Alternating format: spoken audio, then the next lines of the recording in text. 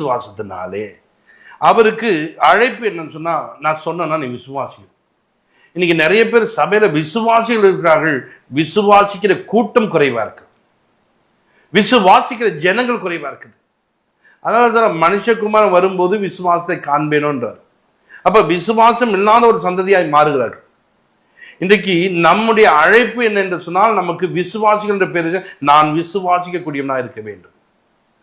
இப்ப நோவா அதை விசுவாசித்தனாலே தேவ எச்சரிப்பை கேட்ட உடனே என்ன பண்றாருன்னா, தன்னுடைய குடும்பத்தை நடத்துவதற்கு தன்னுடைய காரியங்களுக்குரிய ஒரு பேழை உண்டு பண்ணுகிறான். மழை வரலங்க, மழை வருவதற்கான எந்த சாத்தியம் இல்லைங்க. ஆனா அவர் எந்த அழைப்புக்கு அழைக்கப்பட்டாரோ அந்த அழைப்பை என்ன பண்ற செய்கிறார். தேவ பிள்ளையே, நீங்கள் ஒரு காரியத்தை நீங்கள் அறிந்து கொள்ள வேண்டும். ஒருவர் நீங்கள் சரி